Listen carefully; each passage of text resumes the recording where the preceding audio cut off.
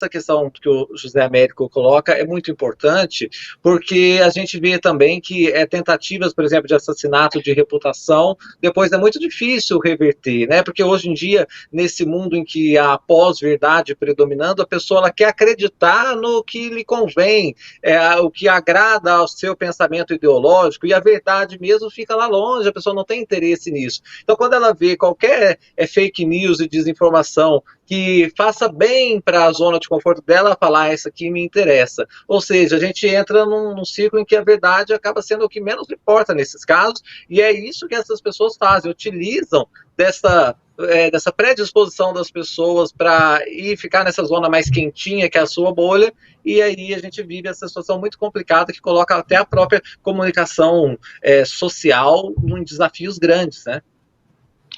Perfeito, Afonso. É exatamente isso a grande questão, digamos assim, mais geral, mais filosófica, mais sociológica do que está acontecendo. José Américo foi perfeito na observação. A gente vem verificando isso ao longo dos últimos anos, né? A gente vem verificando essa mudança na política, e eu falo internacionalmente, digamos assim, desde que as redes sociais começaram a influir significativamente sobre as chamadas opiniões públicas. Isso começa lá em 2007, 2008, de forma mais intensa, na eleição de Barack Obama nos Estados Unidos. No Brasil, nas eleições de 2008, já há um certo indício de que essas redes sociais começam a ter grande significância na formação de opinião, na ajuda na formação de opinião, e automaticamente, a partir de 2014, sobretudo a partir de 2015, 2016, ela explode intensamente e começa a direcionar a comunicação política e ser talvez o elemento principal nas discussões e nesse processo de formação. Então isso, evidentemente, passa em primeiro plano justamente por essa discussão da regulação, como o José Américo falou. Essa regulação não será fácil. Por quê? Porque você está falando de empresas transnacionais que perpassam por todo a Terra, o mundo, transcorrem diversas realidades, geram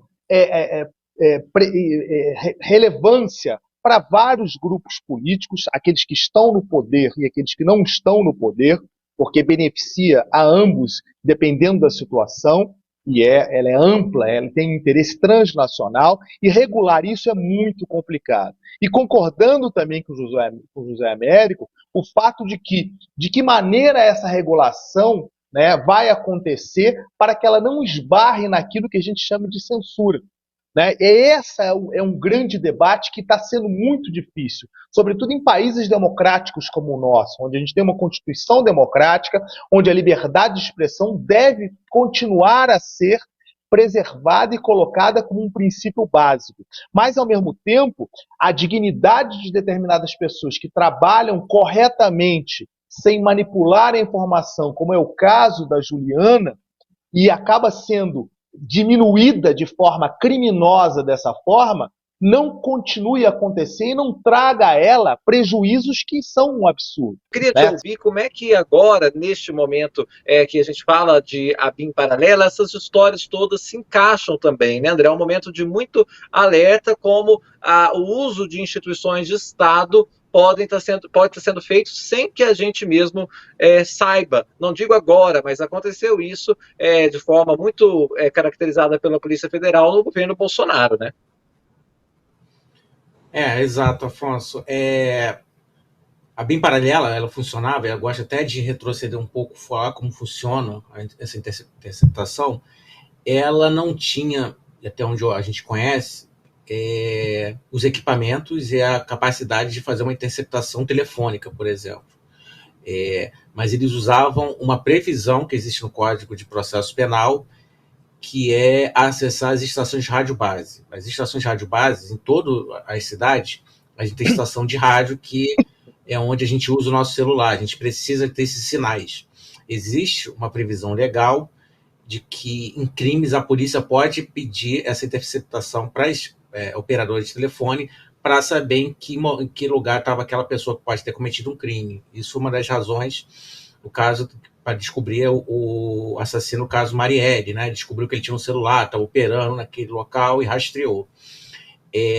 A BIM conseguiu um aparelho, que agora me fugiu o nome, israelense, que a gente também sabe que em todas as secretarias de segurança pública no Brasil tem.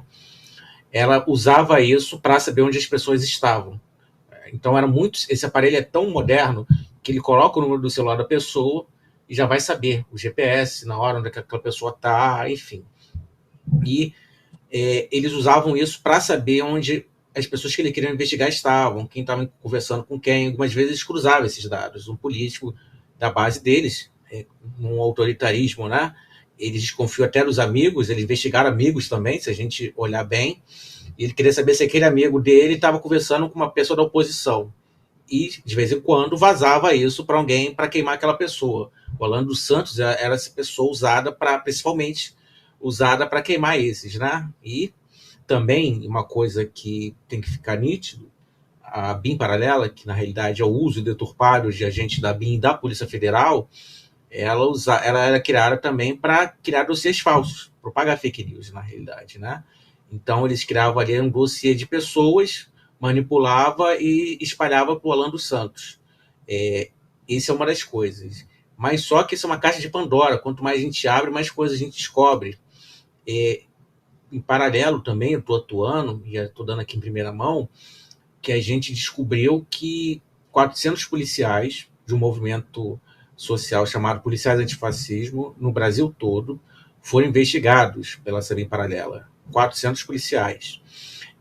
São policiais que assinaram um manifesto pelo Estado Democrático de Direito e foram investigados. Foram vazados parte desses dados que a gente descobriu, assim a gente descobriu que esses policiais estavam sendo monitorados pela Estação Rádio Base, mas também era pedido para o Ministério, eu acho que era o Ministério da Justiça, mas não só o Ministério da Justiça, essa BIM paralela pedia às respectivas secretarias de segurança que investigasse essas pessoas. São policiais, na sua maioria policiais civis, que não concordavam com a ideologia do governo Bolsonaro, fizeram um manifesto pelo Estado Democrático de Direito, também foram investigados. E também, a gente sabe que, além desses jornalistas que foram divulgados, Afonso, a gente sabe que tem outros jornalistas que têm suspeitas de serem monitorados. E parece que essa ponta do iceberg, a gente chegou a um número de talvez 7 mil pessoas investigadas, jornalistas, políticos, entre outros. Então, foi criado um gabinete paralelo, uma BIM paralela, como estão dando o nome, para investigar pessoas sem passar pelo crivo do judiciário, do Poder Judiciário. O que é isso? Ele usou a BIM para investigar pessoas que ele sabe que não poderiam ser investigadas, por exemplo, pela Polícia Federal porque não cometeram crimes. Eles queriam usar uma polícia política e virou isso, a BIM em algum momento, né, com uma parte lá também da Polícia Federal, para investigar opositores e descobrir o que essas pessoas estavam fazendo em determinado momento. Mas, nesse tempo também, essa mesma BIM paralela, ela era usada para criar notícias falsas, né?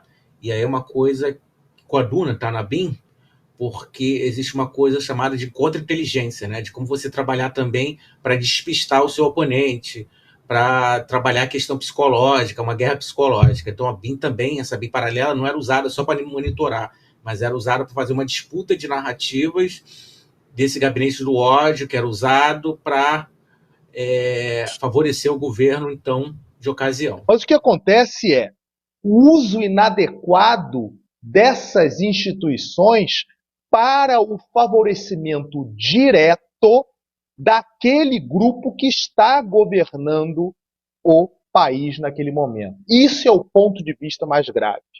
Que haja ali, digamos assim, um movimento mais favorável, colocando determinados comandantes nessas instituições, é normal, e não só no Brasil, é normal em todos os lugares. Agora, quando você pega uma instituição como a BIM, pode ter sido outra também, que tem uma função específica em favor do Estado brasileiro, e essa instituição está utilizando para, a princípio, favorecer ao grupo que está no governo, isso é extremamente grave e eu diria até criminoso. Por quê? Porque você está indo contra a base da instituição, que é pública e não particular.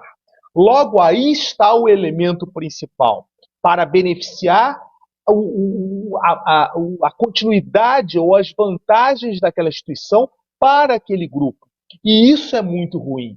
E, para tanto, para que isso não aconteça, aí entra sim o sistema judiciário, o sistema de leis do país, para que haja um movimento para que isso não aconteça. Mas não basta só o sistema de leis. Tem que haver também ali um interesse direto para que isso não ocorra mais. E, nesse sentido, essas investigações da chamada BIM paralela e outras que poderão vir em relação ao governo passado ou ao que virá pela frente, ao atual governo, enfim, a tudo que tenha nesse sentido, para não acontecer, para o uso disso para esse favorecimento particular, contra o interesse público. E aí sim se torna um movimento muito, mas muito inadequado. Por quê? Porque isso, de fato, ter esse uso particular de uma instituição traz benefício e acaba o quê? Acaba afetando de forma muito significativa o jogo democrático. Por isso, a necessidade de investigação e de combate constante contra esse movimento. Porque senão, se você permitir que isso aconteça, você pode haver aí a não distribuição, a não divisão do poder, que, como sabemos muito bem, é altamente positiva para a democracia.